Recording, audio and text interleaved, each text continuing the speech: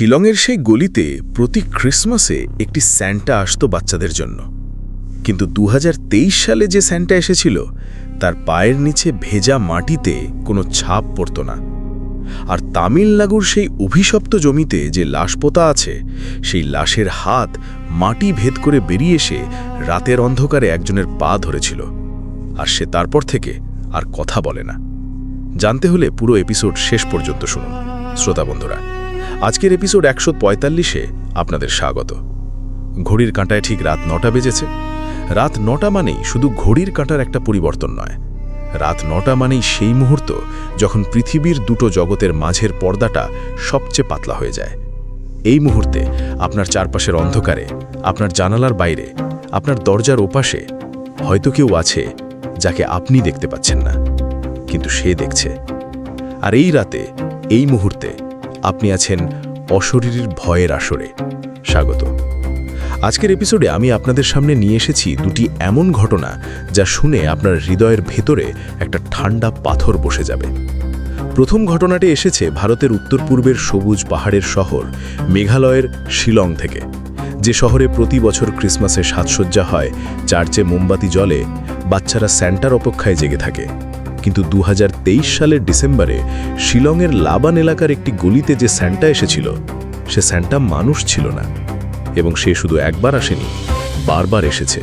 প্রতিটি আসার সাথে একটি করে ভয়ঙ্কর ঘটনা রেখে গেছে। আর দ্বিতীয় ঘটনাটি আরও ভয়াবহ। ভারতের দক্ষিণের রাজ্য তামিলনাড়ুর সালেম জেলার কাছে এক প্রত্যন্ত গ্রামে, যেখানে জমির দখল নিয়ে দুটি পরিবারের রক্তক্ষয়ী বিরোধে একজন মানুষের এমন মৃত্যু হয়েছিল যা কল্পনায়ও আনা যায় না। আর সেই মৃত মানুষকে সেই একই জমিতে পুঁতে ফেলা হয়েছিল। আর তারপর থেকে সেই জমিতে এবং আশেপাশের পুরো এলাকায় যা ঘটছে তা শুনলে আপনি বুঝবেন, মৃত্যু কোনো পরিসমাপ্তি নয়। তাহলে সময় নষ্ট না করে শুরু করা যাক। ঘটনা শুরুর আগে আপনাদের কাছে একটি ছোট্ট অনুরোধ। যারা এখনও অশরীরী পরিবারে যুক্ত হননি, তারা প্লিজ এখনই সাবস্ক্রাইব বাটনে ক্লিক করুন এবং পাশের বেল আইকনটি টিপে সকল নোটিফিকেশন অন করে নিন।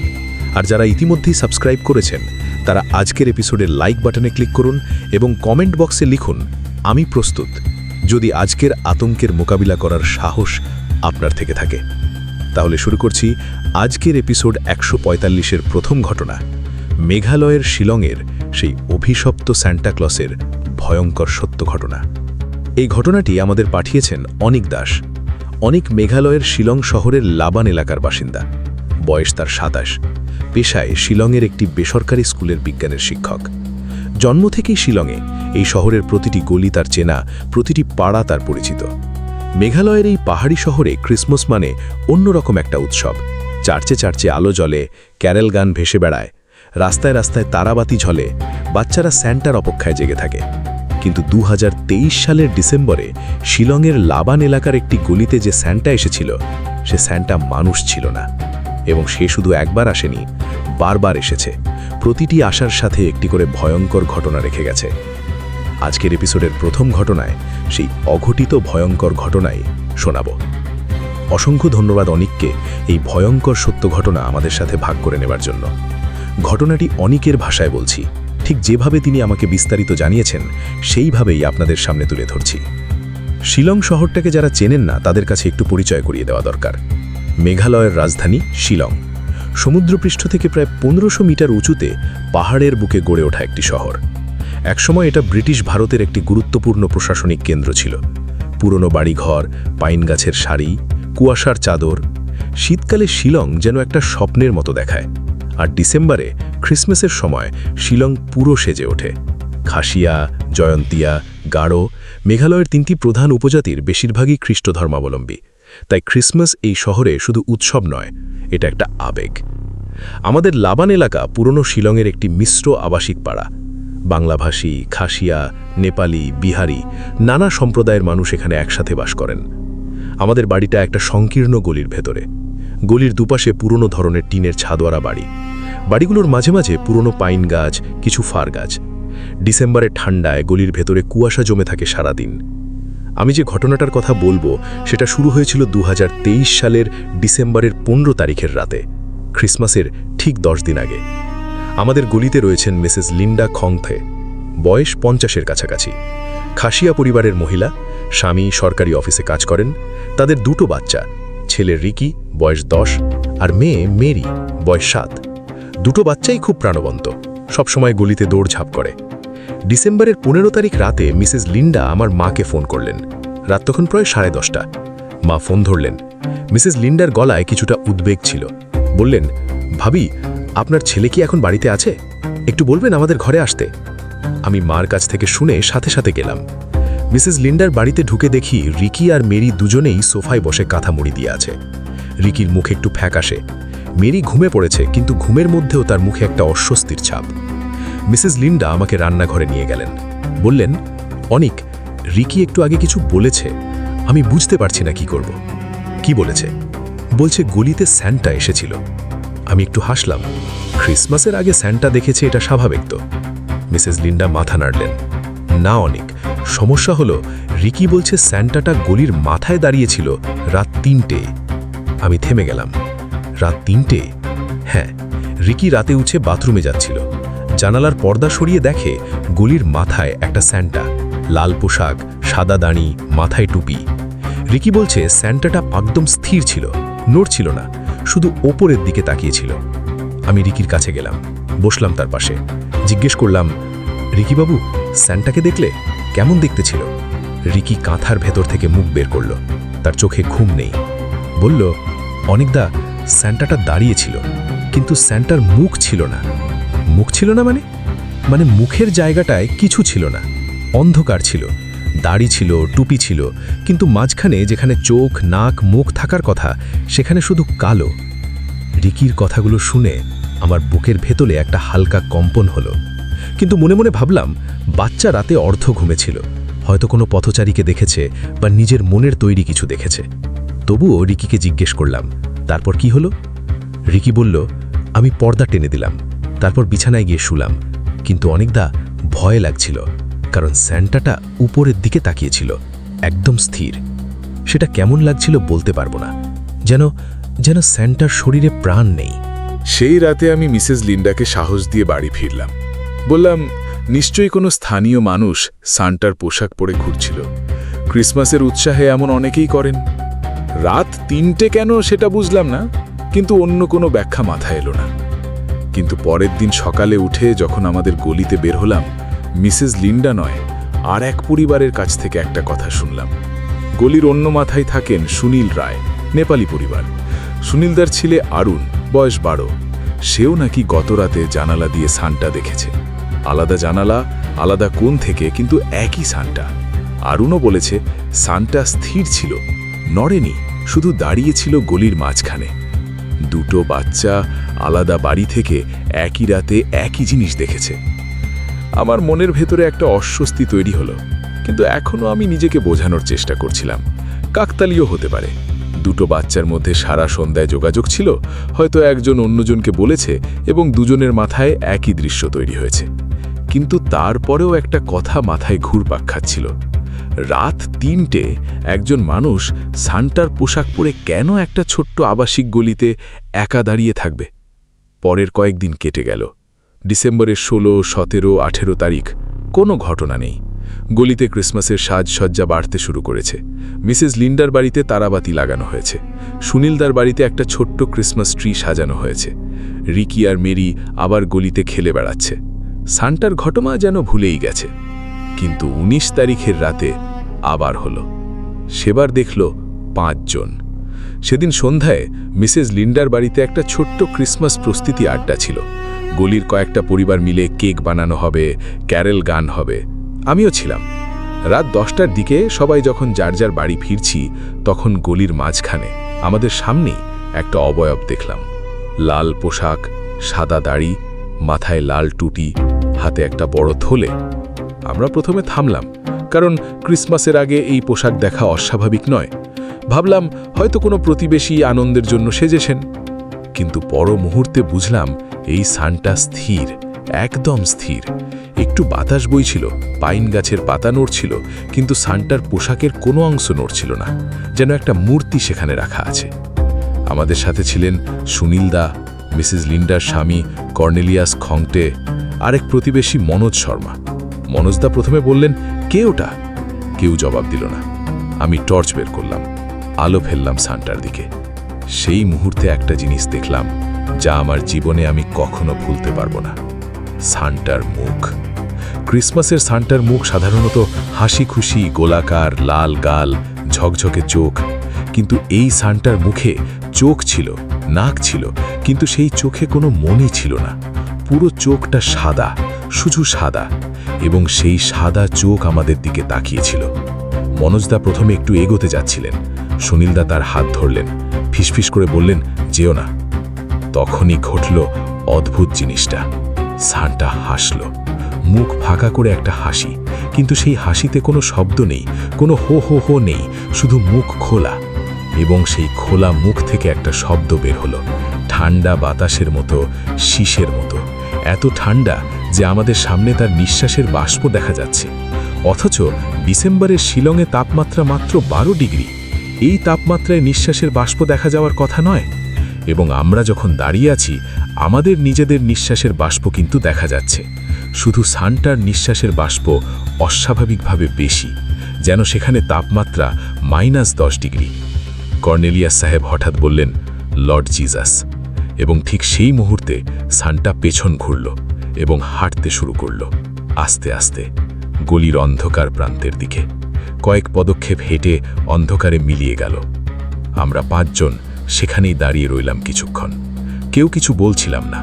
তারপর সুনীলদা গলা নামিয়ে বললেন, চলো ওদিকে যাই, দেখি কোথায় গেল। আমি বললাম, না। সবাই আমার দিকে তাকালো। আমি বললাম, মাটির দিকে তাকাও। সবাই নিচে তাকালো। গলির রাস্তায় তখন সন্ধ্যার বৃষ্টির জল পড়ে কাদা জমেছে। কাদায় আমাদের পায়ের ছাপ স্পষ্ট, কিন্তু সান্টা যেখানে দাঁড়িয়েছিল সেখানে কোনো পায়ের ছাপ নেই, এবং সে যেদিকে হেঁটে গেছে সেই পথেও কোনো পায়ের ছাপ নেই। সেই রাতে আমরা কেউ ঘুমাইনি। পরদিন সকালে আমি একটা কাজ করলাম। আমাদের গলির পুরনো বাসিন্দাদের কাছে যেতে শুরু করলাম। এই গলিতে সবচেয়ে পুরনো বাসিন্দা হলেন সেবা খ্রংনং, বয়স 80-র কাছাকাছি, খাসিয়া মহিলা, খুব শান্ত, সবসময় বাড়িতে থাকেন। তিনি গলিতে প্রায় 50 বছর ধরে আছেন। সেবা আন্টির কাছে গিয়ে সান্টার কথা তুললাম। তিনি চুপ করে রইলেন কিছুক্ষণ। তারপর বললেন, তুমি কি থমাসের কথা জানো? থমাসকে? সেবা আন্টি বললেন, থমাস ডিসুজা এই গলিতেই থাকত, 20 বছর আগের কথা। এবং তারপর তিনি আমাকে যে ঘটনা বললেন তা শুনে আমার পায়ের নিচের মাটি সরে যেতে চাইল। থমাস ডিসুজা গোয়া থেকে আসা একজন মানুষ। 2000 সালে শিলংয়ে এসেছিলেন একটি বেসরকারি সংস্থায় কাজের সূত্রে। এসে এই গলিতে ভাড়া নিলেন। একা মানুষ, বিয়ে হয়নি, 40 ঊর্ধ্ব বয়স, শান্ত মিষ্টি স্বভাবের মানুষ। কিন্তু থমাসের একটা বিশেষ গুণ ছিল, তিনি প্রতি ক্রিসমাসে সান্টার পোশাক পরে বাচ্চাদের চকলেট আর উপহার দিতেন, নিজের পকেটের পয়সায় কিনতেন। গলির বাচ্চারা তাকে ভীষণ ভালোবাসত। প্রতি ক্রিসমাস ইভের সন্ধ্যায় থমাস সান্টা সেজে বেরিয়ে পড়তেন গলিতে, প্রতিটি বাড়িতে ধাক্কা দিতেন, হো হো হো, ম্যারি ক্রিসমাস। বাচ্চারা লাফিয়ে পড়ত খুশিতে। 2003 সালের ক্রিসমাস ইভে থমাস যথারীতি সান্টার পোশাক পরে বের হলেন। সন্ধ্যে 7টা নাগাদ গলিতে বেরিয়েছেন, কিন্তু রাত 10টার দিকে প্রতিবেশীরা দেখলেন থমাস গলির মাঝখানে পড়ে আছেন, সান্টার পোশাকেই। তার বুকে হাত চেপে পড়ে আছেন। Heart attack. হাসপাতালে নেওয়া হলো, কিন্তু তার আগেই থমাস মারা গিয়েছিলেন।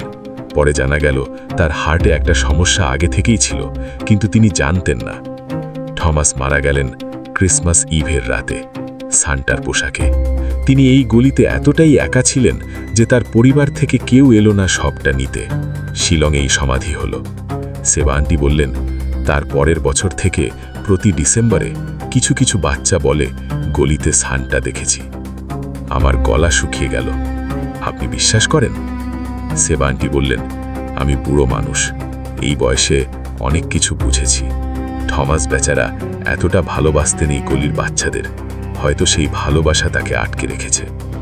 আমি জিজ্ঞেস করলাম, আগের বছরগুলোতে কি হয়েছিল? কোনো সমস্যা হয়েছিল? সেবা আন্টি একটু চুপ করে থাকলেন। তারপর বললেন, 2016 সালে একটা ঘটনা হয়েছিল। সান্টাকে দেখার পরে আমাদের গলির একটা মেয়ে সপ্তাহখানেক অসুস্থ ছিল, জ্বর, প্রলাপ বকা। ডাক্তার কিছু পায়নি, তারপর নিজে নিজেই ভালো হয়ে গেছে।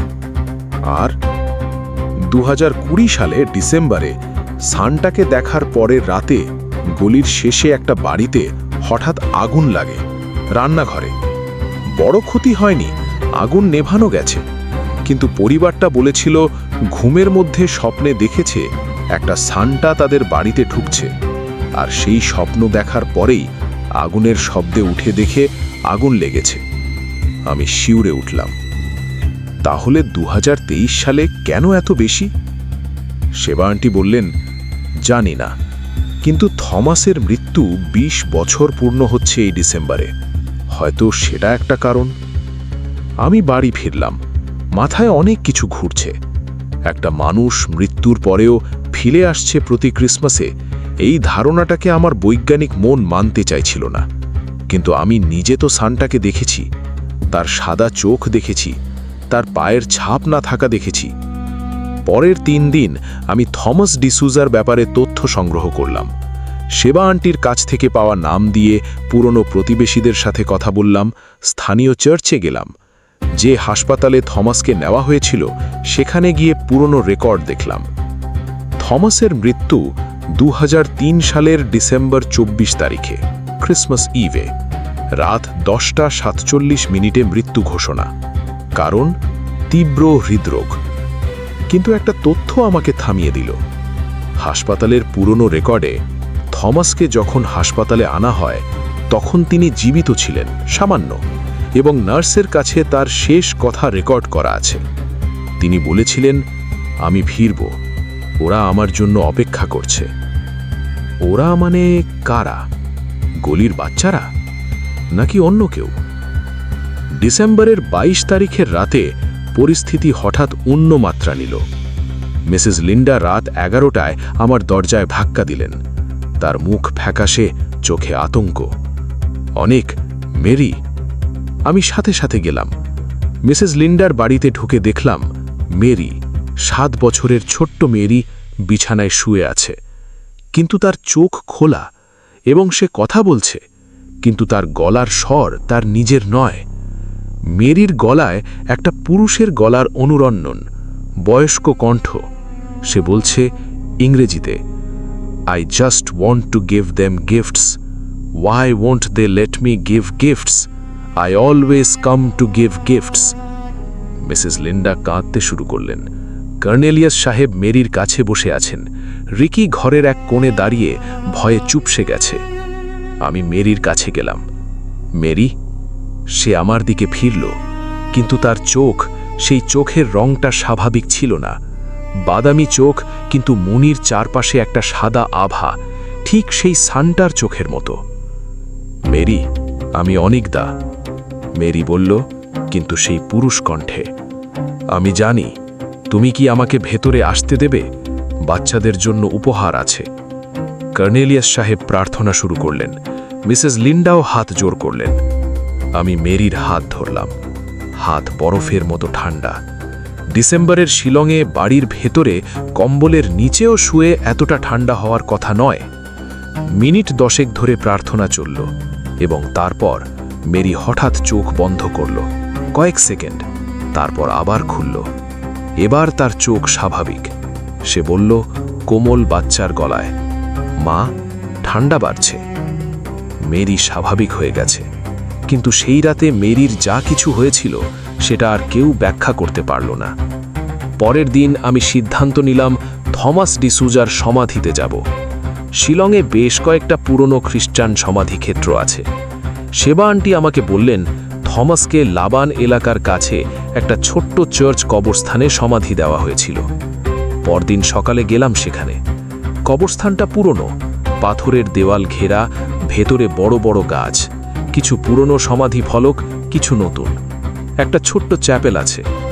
থমাসের সমাধি খুঁজতে বেশিক্ষণ লাগল না। একটু ভেতরে একটা সাধারণ পাথরের সমাধি ফলক। Thomas D'Souza, born March 12, 1960, died December 24, 2003. He who lives in the shelter of the Most High will rest in the shadow of the Almighty. সমাধি ফলকের সামনে দাঁড়িয়ে আমি কিছু একটা অনুভব করলাম। কোনো ভয় নয়, বরং একটা বিষণ্ণতা। একজন মানুষ যিনি বাচ্চাদের ভালোবাসতেন, তাদের আনন্দ দিতে চাইতেন, তিনি মৃত্যুর পরেও সেই কাজ করে যেতে চাইছেন, কিন্তু পারছেন না, কারণ যে জগতে তিনি এখন আছেন সেই জগৎ থেকে এই জগতে আসা বাচ্চাদের ভয় দেয়, অসুস্থ করে, তাদের ক্ষতি করে। সমাধি ফলকে হাত রেখে বললাম, থমাস দা, তুমি ভালো মানুষ ছিলে, কিন্তু এখন তোমার থাকার জায়গা এটা নয়।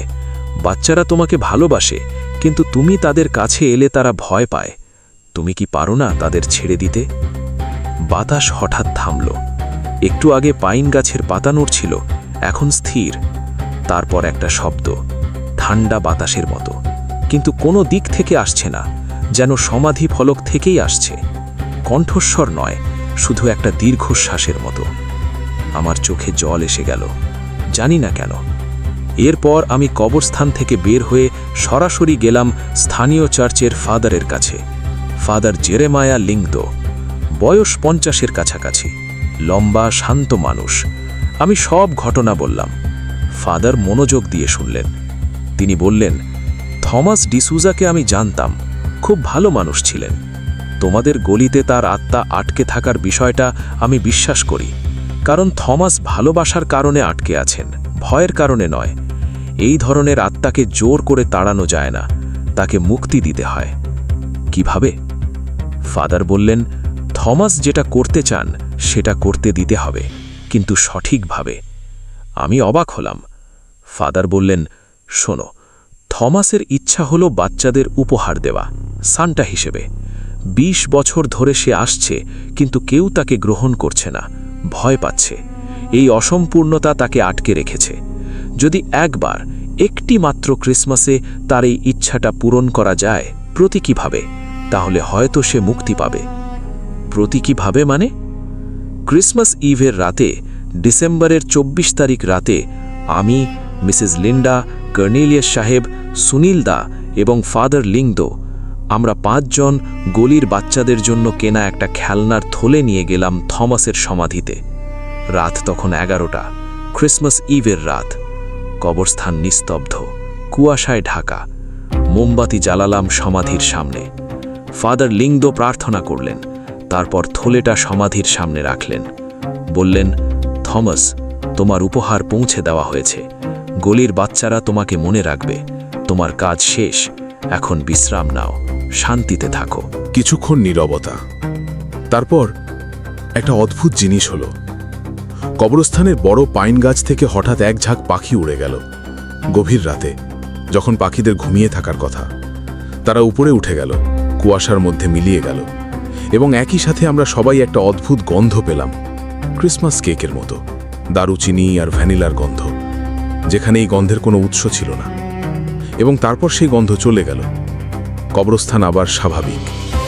ক্রিসমাস ইভের বাকি রাত শান্ত ছিল। পরের দিন সকালে মিসেস লিন্ডা ফোন করলেন। তার গলায় আনন্দ।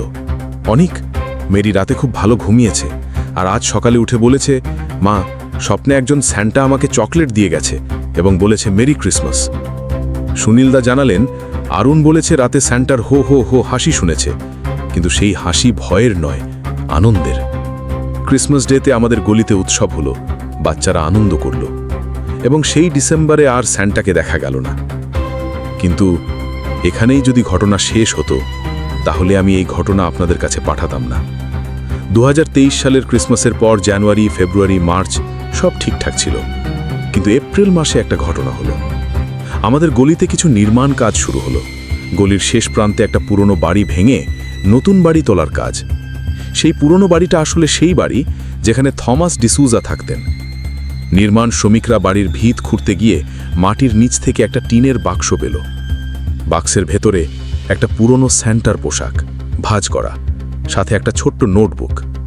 নোটবুকটা থমাসের, তার হাতের লেখা, বাংলায় নয়, ইংরেজিতে। পড়লাম। নোটবুকে থমাস লিখেছেন প্রতি বছরের ক্রিসমাসের স্মৃতি, কোন বাচ্চাকে কি উপহার দিয়েছেন, তাদের মুখের হাসির বর্ণনা, এবং শেষ এন্ট্রি 2003 সালের ডিসেম্বর 24 তারিখে। Tonight is Christmas Eve. I have all the gifts ready. I feel something is different this year. My chest hurts a little since morning, but the children are waiting. I must go. They need their Santa. I will not disappoint them. No matter what happens tonight, I hope the children always remember someone loved them enough to come back every year.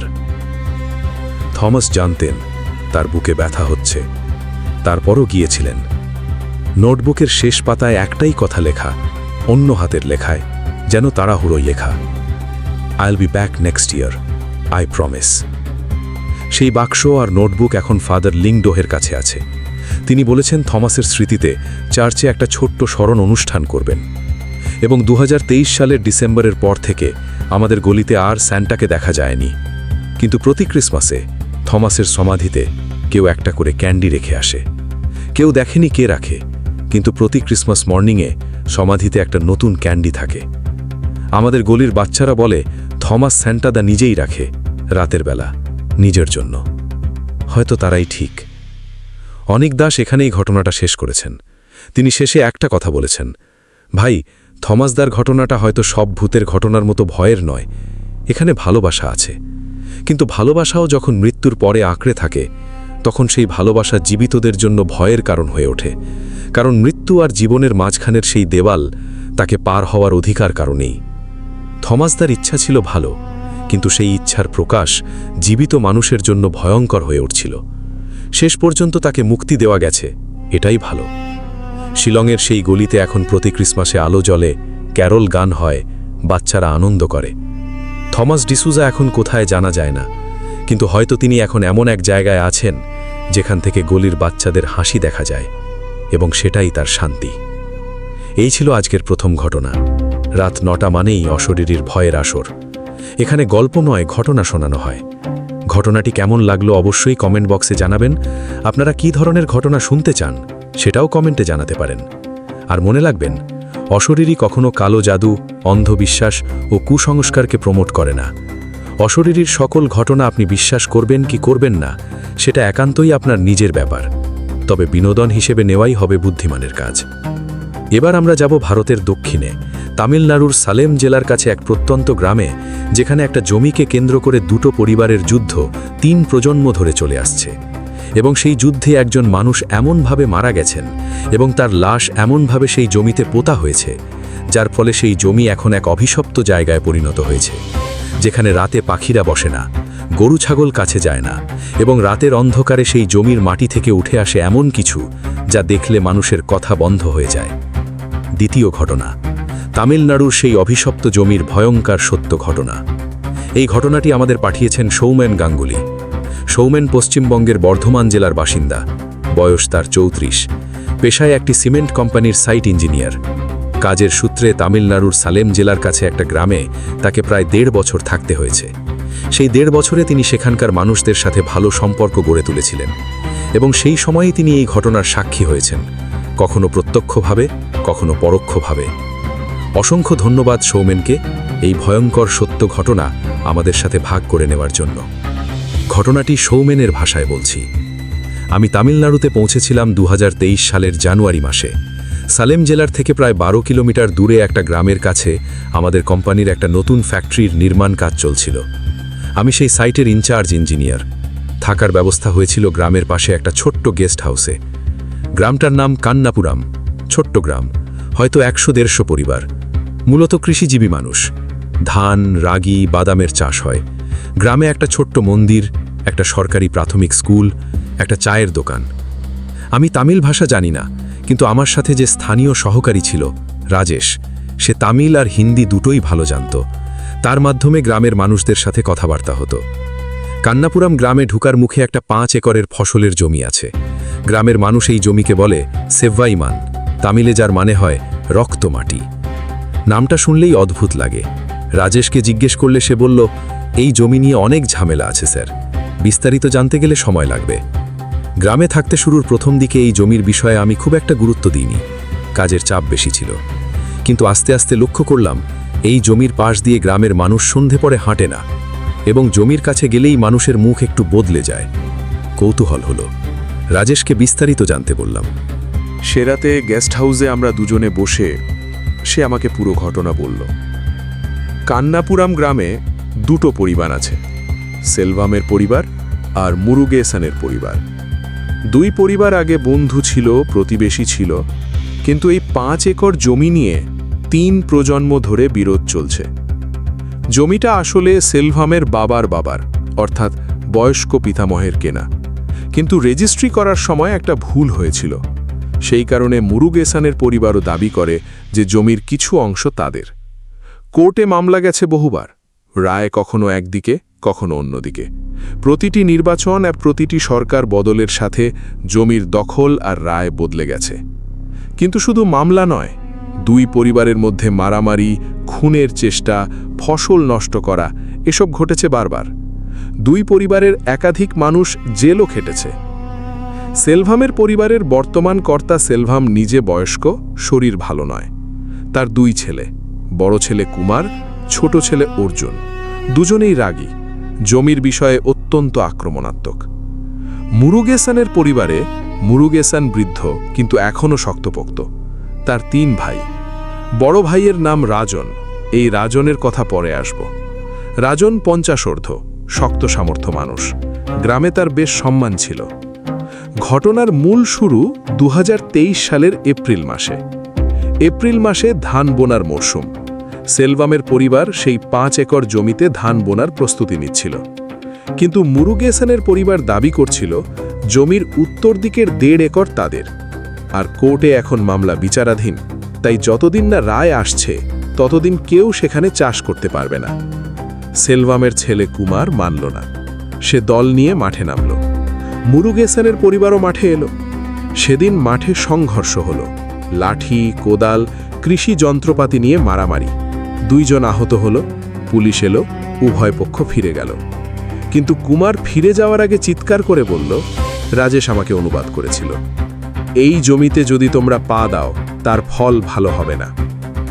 সেই রাতে, এপ্রিলের 15 তারিখের রাতে, মুরুগেসেনের ভাই রাজন একা গেল সেই জমিতে।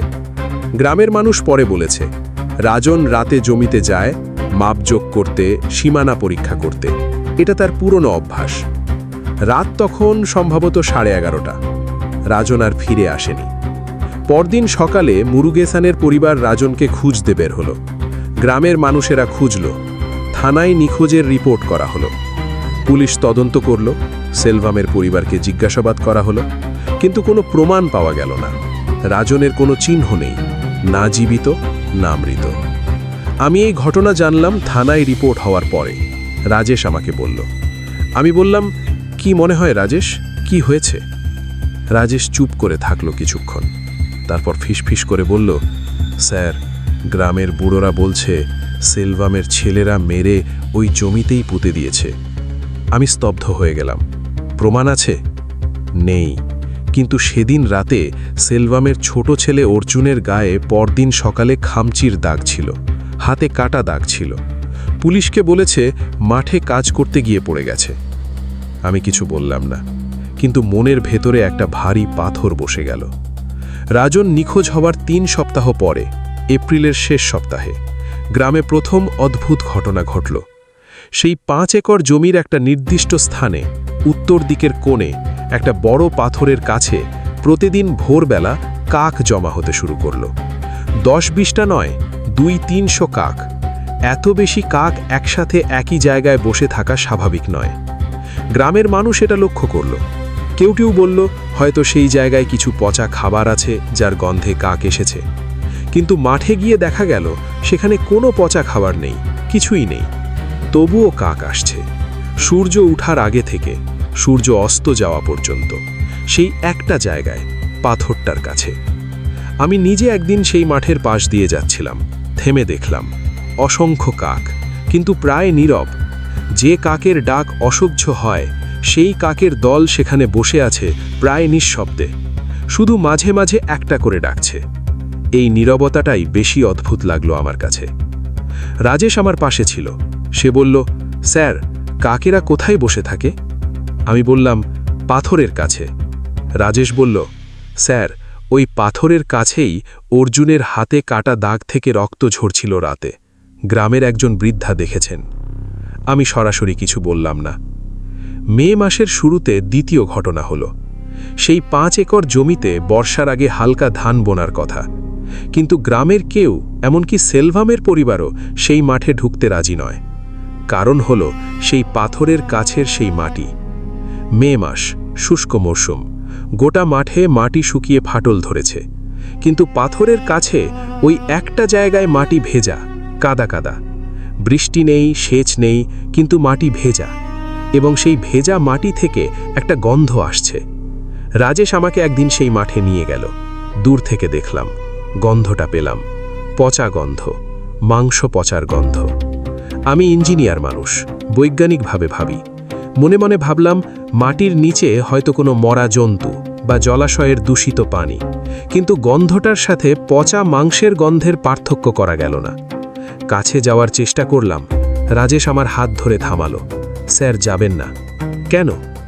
গ্রামের মানুষ যায় না, বলে ওখানে কিছু একটা আছে। আমি থামলাম, ফিরে এলাম। মে মাসের মাঝামাঝিতে তৃতীয় ঘটনা হলো। মুরুগেসানের পরিবারের একজন বৃদ্ধা, রাজনের মা, বয়স 70-এর ওপরে, গ্রামের কয়েকজনকে বললেন যে তিনি সেই মাঠে রাজনকে দেখেছেন রাত 3টায়, জানালা দিয়ে। তার বাড়ি মাঠ থেকে একটু দূরে, কিন্তু জানালা দিয়ে মাঠের একটা অংশ দেখা যায়। তিনি বললেন রাত 3টায় তিনি বাথরুমের জন্য উঠেছিলেন। ফিরে আসতে আসতে জানালা দিয়ে তাকালেন, দেখলেন সেই পাথরের কাছে একটা অবয়ব, রাজনের মতো উচ্চতা, রাজনের মতো শরীর। বৃদ্ধা চিৎকার করে উঠলেন। পরিবারের সবাই জেগে উঠল, মাঠের দিকে তাকালো, কিছু নেই। কিন্তু বৃদ্ধা বললেন, আমি দেখেছি, রাজন দাঁড়িয়েছিল, তার হাত নিচু করা, মাটির দিকে তাকিয়ে। গ্রামের মানুষ বৃদ্ধার বয়সের কারণে বিষয়টা তেমন গুরুত্ব দিল না, বলল স্বপ্ন দেখেছেন। কিন্তু পরের রাতে সুনামথিয়াম, গ্রামের একজন মধ্যবয়স্ক কৃষক, মাঠের পাশ দিয়ে যাচ্ছিলেন সন্ধ্যার পর। তিনিও দেখলেন পাথরের কাছে একটা অবয়ব। সুনামথিয়াম চিনতে পারলেন রাজনের মতো, কিন্তু অবয়বটার রং ঠিক নেই, যেন ফ্যাকাশে। আর অবয়বটার পা মাটি স্পর্শ করছে না, সামান্য ভাসছে। সুনামথিয়াম দৌড়ে চলে গেলেন। পরের দিন থেকে সন্ধ্যার পর সেই মাঠের দিকে কেউ যাওয়া বন্ধ করে দিল।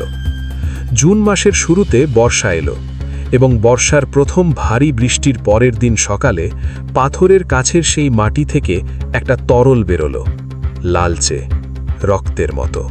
কিন্তু পানি মিশে পাতলা, মাটির রঙেও মেশা, কিন্তু লালটা স্পষ্ট। সেই তরল পাথরের কাছ থেকে বের হয়ে সামান্য গড়িয়ে যাচ্ছে। গ্রামের মানুষ দেখল, কেউ কাছে গেল না। সেই দিন আমাকে রাজেশ খবর দিল। আমি গেলাম, দূর থেকে দেখলাম, তরলটা দেখলাম। আমার মাথায় তখন একটাই কথা, এটা কি সত্যিই রক্ত? আমি ঠিক করলাম এই বিষয়ে পুলিশকে জানাবো।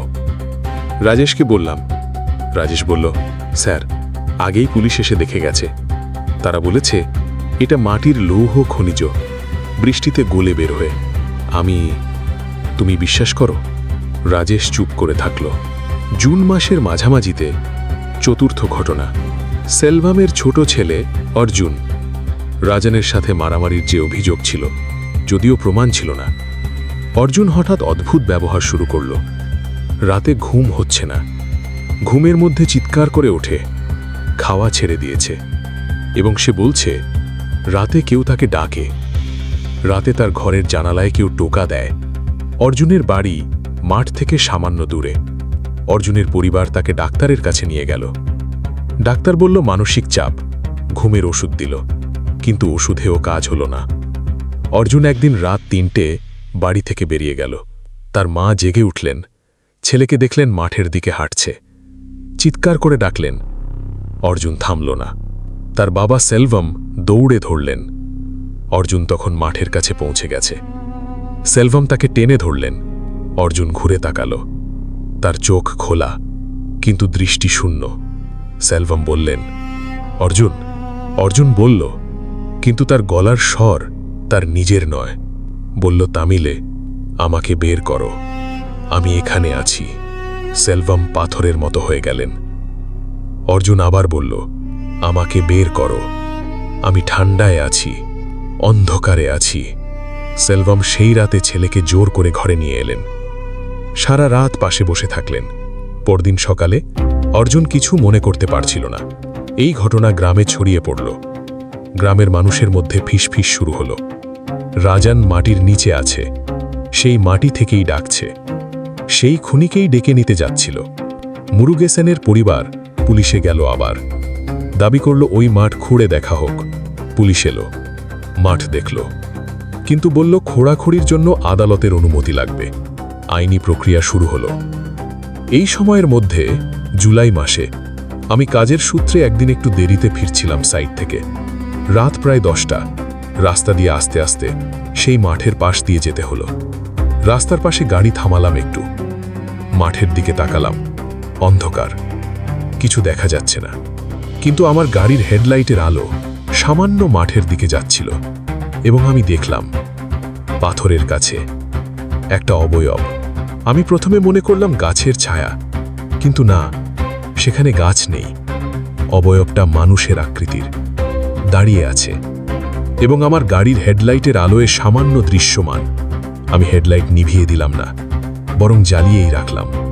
অবয়বটা নড়ল না। আমি গাড়ির জানালা খুললাম।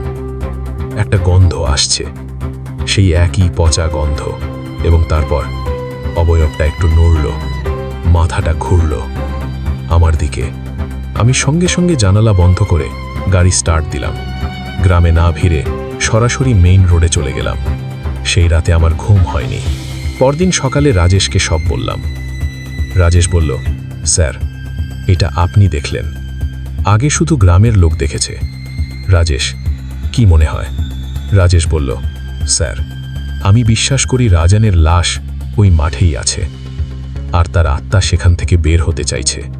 জুলাই মাসের শেষ দিকে পঞ্চম ঘটনা হলো। এই ঘটনাটা সবচেয়ে ভয়ঙ্কর। গ্রামের একটি মেয়ে, বয়স 15-16, কাবেরী, একদিন বিকেলে সেই মাঠের পাশ দিয়ে যাচ্ছিল স্কুল থেকে ফিরে। হঠাৎ সে থেমে গেল। সঙ্গী মেয়েটা, পারকাভি, বলল, কাবেরী, কি হলো? কাবেরী মাঠের দিকে তাকিয়ে আছে, কথা বলছে না। কাবেরী ঘুরে তাকালো। তার মুখ একদম ফ্যাকাশে। তারপর কাবেরী তামিলে বলল, ওই পাথরের কাছে কে শুয়ে আছে, ওখান থেকে হাত বেরোচ্ছে। পারকাভি মাঠের দিকে তাকালো, কিছু দেখতে পেল না, কিন্তু কাবেরী মাঠের ভেতরে ঢুকে যাচ্ছে। পারকাভি চিৎকার করতে করতে দৌড়ালো গ্রামে। গ্রামের কয়েকজন মানুষ ছুটে এলো। মাঠে ঢুকে দেখল কাবেরী পাথরের কাছে বসে আছে, মাটিতে হাত দিয়ে আছে। তারা ডাকল, কাবেরী সাড়া দিল না। একজন পুরুষ গিয়ে কাবেরীর হাত ধরে টানল। কাবেরী উঠল এবং উঠতে উঠতে বলল, তার গলায় একটা পুরুষের কণ্ঠ মিশে গেছে, বলো ওদের আমি এখানে আছি, বলো। এরপর কাবেরী জ্ঞান হারালো। গ্রামে নিয়ে আসা হলো। ডাক্তার এলো। কাবেরী ঘণ্টাখানেক পরে জ্ঞান ফিরে পেল, কিন্তু পরে কিছু মনে নেই। এই ঘটনার পরে মুরুগেসেনের পরিবার সরাসরি পুলিশ সুপারিনটেন্ডেন্টের অফিসে গেল। তারা বলল, রাজান খুন হয়েছে, লাশ ওই মাঠে আছে। পুলিশ সুপারিনটেন্ডেন্ট নিজে গেলেন। মাঠে পরীক্ষা হলো এবং মাটি খুঁড়ে যা পাওয়া গেল তা গ্রামের মানুষের বুকে একটা পাথর বসিয়ে দিল। পাথরের কাছে মাটির প্রায় 2.5 ফুট নিচে একটি মানুষের লাশ। লাশটা রাজানের। পোশাক দেখে, হাতের একটা পুরনো দাগ দেখে শনাক্ত হল রাজানের লাশের মাথায় গভীর আঘাতের চিহ্ন, কৃষিযন্ত্রের আঘাত, ভোটা ভারী অস্ত্রের। এটা হত্যা। পুলিশ সেলভামের ছেলে কুমার আর অর্জুনকে গ্রেপ্তার করল। এরপর তদন্তে বেরিয়ে এলো, সেদিন রাতে রাজান মাঠে গেলে কুমার আর অর্জুন তাকে আক্রমণ করে। রাজান প্রতিরোধ করেন, কিন্তু দুজনের সামনে একা রাজান পারলেন না। কৃষিযন্ত্রের আঘাতে মাথায় ফেটে রাজানের মৃত্যু হয়। তারপর সেই রাতেই লাশ পাথরের কাছে মাটি খুঁড়ে পুঁতে দেওয়া হয়। কুমার আর অর্জুন গ্রেপ্তার হলো। মামলা শুরু হলো। কিন্তু এখানেই যদি ঘটনা শেষ হতো, তাহলে এটা শুধু একটা খুনের মামলা হতো। আমি আপনাদের কাছে পাঠাতাম না, কারণ রাজানের লাশ মাটি থেকে তুলে সৎকার করার পরেও সেই মাঠ স্বাভাবিক হয়নি। লাশ তোলার পরের সপ্তাহে সেই মাঠে গিয়ে কাজ করার জন্য গ্রামের একজন কৃষক, মাথান, দিনের বেলা সকাল 10টা, রোদ আছে। মাথান পাথরের কাছে গেলেন। দেখলেন সেখানে মাটি এখনো একটু ফাঁকা, যেখান থেকে লাশ তোলা হয়েছে। মাথান সেই গর্তের দিকে তাকালেন এবং তারপর থেকে মাথান কথা বলেন না, এখনো বলেন না। মাথানকে হাসপাতালে নিয়ে যাওয়া হয়েছে, পরীক্ষা হয়েছে। শারীরিকভাবে কোনো সমস্যা নেই, কিন্তু তিনি কথা বলতে পারছেন না, গলা দিয়ে শব্দ বেরোয় না। ডাক্তার বলেছেন শক বা মানসিক আঘাতের কারণে হতে পারে। মাথান কি দেখেছিলেন সেই গর্তে তিনি লিখেও বলতে পারেননি। এর 2 সপ্তাহ পরে সেই গর্তটা বন্ধ করা হয়নি, পুলিশ তদন্তের কারণে বন্ধ করা যায়নি। একটা রাতে গ্রামের কয়েকজন যুবক কৌতূহলে সেই মাঠে গেল। তারা ফিরে এলো দৌড়াতে দৌড়াতে। বলল সেই গর্ত থেকে একটা হাত বের হয়েছিল মাটির ওপরে, আঙুলগুলো নড়ছিল। পরদিন পুলিশ গেল, গর্তের কাছে গিয়ে দেখল মাটি সামান্য সরে আছে, কিন্তু কোনো হাত নেই। এই ঘটনার পরে পুলিশ আর গ্রামের মানুষ মিলে সেই গর্ত বন্ধ করে দিল। কিন্তু সেপ্টেম্বর মাসে বর্ষার শেষ দিকে একটা সন্ধ্যায় আমি নিজে দেখলাম। আমি সাইট থেকে ফিরছিলাম সন্ধে 7টা। এখনো পুরো অন্ধকার হয়নি, আকাশে একটু আলো আছে। সেই মাঠের পাশ দিয়ে গাড়িতে ছিলাম, গাড়ি থামালাম না, কিন্তু মাঠের দিকে একটু তাকালাম এবং দেখলাম পাথরের কাছে যেখানে গর্ত বন্ধ করা হয়েছে সেখানে একটা অবয়ব, রাজনের মতো উচ্চতা, রাজনের মতো শরীর, কিন্তু অবয়বটার বুকের কাছে একটা ক্ষত, কালো, খোলা, মাথায় একটা লাল দাগ, এবং অবয়বটার হাত সামনের দিকে বাড়ানো, যেন কাউকে ডাকছে। আমি অ্যাক্সিলারেটর চাপলাম। সেদিনই আমি ঠিক করলাম এই ঘটনা লিখে রাখব। অগস্ট থেকে অক্টোবর এই সময়ে আমি আর সেই মাঠের পাশ দিয়ে সন্ধ্যার পর গেলাম না, কিন্তু শুনলাম গ্রামের একজন বৃদ্ধ 70 বছর বয়সী পণ্যস্বামী একদিন রাতে সেই মাঠের পাশ দিয়ে যাচ্ছিলেন। ফিরে এসে বললেন সেই পাথরের কাছ থেকে একটা শব্দ শুনেছেন। কি শব্দ? পণ্যস্বামী বললেন মাটির নিচ থেকে আসছিল শব্দটা, হাতুড়ির মতো, যেন কেউ মাটির নিচ থেকে মাটি ঠোকাচ্ছে। মাটির নিচ থেকে। নভেম্বর মাসে আমার কাজ শেষ হয়ে গেল। আমি কন্যাপুরম ছেড়ে চলে এলাম। আসার আগের দিন রাজেশ আমাকে বিদায় দিতে এলো। তখন সন্ধে। আমি জিজ্ঞেস করলাম, রাজেশ, এখন মাঠের অবস্থা কি? রাজেশ বলল, স্যার, গ্রামের মানুষ এখনও সেই মাঠে ঢোকে না। সন্ধ্যার পর তো নয়, দিনের বেলাও অনেকে এড়িয়ে যায়। কোনো ঘটনা আর হচ্ছে? রাজেশ কিছুক্ষণ চুপ করে থাকল, তারপর বলল, স্যার, গত সপ্তাহে একটা কথা শুনেছি, বলবো? বলো। গ্রামের একটা ছেলে, মুরুগেসানের ছোট ভাতিজা, ওই মাঠের কাছে একদিন রাতে গিয়েছিল। তার বন্ধুরা চ্যালেঞ্জ দিয়েছিল। ছেলেটা গেল, পাথরের কাছে গিয়ে একটু দাঁড়ালো, তারপর দৌড়ে ফিরে এলো। কি দেখল? বলেছে পাথরের কাছের মাটিতে হাত দিয়েছিল এবং মাটির নিচ থেকে একটা চাপ অনুভব করেছে, যেন নিচ থেকে কেউ তার হাতটা ধরেছে। আমি চুপ করে থাকলাম। রাজেশ বলল, স্যার, গ্রামের মানুষ বলে রাজন এখনও সেই মাটির নিচে আছে। হয়তো মাটি থেকে বের করা হয়েছে, সৎকার হয়েছে, কিন্তু যে জায়গায় এত কষ্টে, এতটা অন্যায়ভাবে তাকে শেষ করা হয়েছে, সেই জায়গাটার সাথে তার একটা বন্ধন তৈরি হয়ে গেছে। সেটা কেউ ছিন্ন করতে পারছে না। আমি কন্যাপুরম ছেড়ে চলে এসেছি, কিন্তু সেই মাঠের কথা, রাজেশের শেষ কথাটা ভুলতে পারিনি। এই ঘটনা লিখে পাঠিয়েছি কারণ মৃত্যু মানে সব শেষ নয়। যে মানুষ অন্যায়ভাবে, হিংসায়, কারোর লোভের কারণে মারা যান, তার আত্মা সেখান থেকে সহজে যায় না। সে চায় তার কথা বলা হোক, তার সাথে যা হয়েছে তার বিচার হোক। রাজনের খুনিরা গ্রেপ্তার হয়েছে, কিন্তু রাজন কি শান্তি পেয়েছেন? কন্যাপুরম গ্রামের মানুষ বলে না। আজও সেই পাথরের কাছে কিছু একটা আছে। আজও রাতে মাটি থেকে শব্দ আসে। আজও সেই মাঠে গরু ছাগল কাছে যায় না। এবং আজও প্রতিটি অমাবস্যার রাতে গ্রামের মানুষ তাদের জানালা বন্ধ রাখে এবং সেই মাঠের দিকে তাকায় না, কারণ তারা জানে রাজন অপেক্ষা করছেন। কিসের অপেক্ষা? কেউ জানে না। সৌমেনের শেষ কথাটা আমার মাথায় ঘুরছে। তিনি বলেছিলেন, ভাই, আমি ইঞ্জিনিয়ার মানুষ, বিজ্ঞানে বিশ্বাসী, কিন্তু যা দেখেছি সেটা বিজ্ঞান দিয়ে ব্যাখ্যা করা যাচ্ছে না। পচা মাংসের গন্ধ, লালচে তরল, রাতের অবয়ব, মাটির নিচের আঘাতের শব্দ, এগুলো একসাথে ঘটলে শুধু কাকতালীয় বলা সম্ভব নয়। কান্নাপুরাম আমার কাছে শিক্ষা দিয়েছে, মানুষ মরলে সব শেষ হয় না, আর যে মানুষ অন্যায় মারা যায় তার চাওয়া পূরণ না হওয়া পর্যন্ত সে যায় না। তামিলনাড়ুর সেই কান্নাপুরাম গ্রামের সেবাই মান রক্ত মাটি আজও সেখানে আছে, সেই পাথর আছে, সেই গর্ত বন্ধ হয়ে আছে, এবং প্রতিটি রাতে যখন গ্রামের মানুষ ঘরে ঢুকে দরজা বন্ধ করে তখন কোথাও থেকে একটা শব্দ আসে, টোকার শব্দ, মাটির নিচ থেকে। শ্রোতা বন্ধুরা, আজকের এপিসোডে 145-এর দুটি ঘটনা এখানেই শেষ করলাম। মেঘালয়ের শিলংয়ের সেই গলিতে একজন মানুষ মৃত্যুর 20 বছর পরেও ফিরে আসছিলেন, শুধুমাত্র ভালোবাসার টানে, বাচ্চাদের মুখে হাসি ফোটাতে।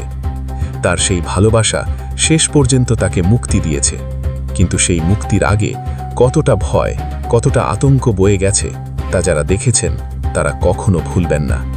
আর তামিলনাড়ুর কান্নাপুরাম গ্রামের সেই 5 একর জমি যেখানে রাজনের লাশ পোতা হয়েছিল, সেই জমি এখন অভিশপ্ত। খুনের বিচার হয়েছে, লাশ উদ্ধার হয়েছে, সৎকার হয়েছে, কিন্তু সেই মাটি এখনও সেই রাতের স্মৃতি বহন করছে। সেই মাটিতে এখনও রাজনের আর্তনাদ আটকে আছে। এই দুটি ঘটনা আমাদের মনে করিয়ে দেয়, ভালোবাসা এবং হিংসা, এই দুটো অনুভূতি মৃত্যুর পরেও বেঁচে থাকতে পারে। ভালোবাসা যখন মৃত্যুর পরে আঁকড়ে থাকে তখন সে ভয়ের কারণ হয়, আর হিংসায় যে মৃত্যু হয় সে মৃত্যু শান্তিতে থাকে না। যদি এরকম কোনো অভিজ্ঞতা আপনার বা আপনার পরিচিত কারোর জীবনে ঘটে থাকে তাহলে আমাদের সাথে শেয়ার করুন। আমাদের ইমেল oshoririofficial@gmail.com।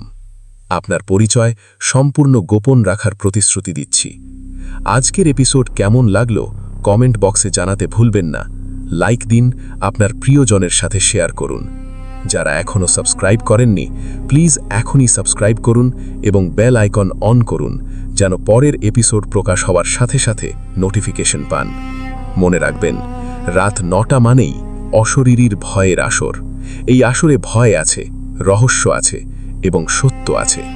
এই সত্যকে অবিশ্বাস করার অধিকার আপনার আছে, কিন্তু একটা কথা মনে রাখবেন, মৃত্যুর পরে কি হয় তা কেউ নিশ্চিত করে জানে না, আর যা আমরা জানি না তাকে অবহেলা করা বিপজ্জনক।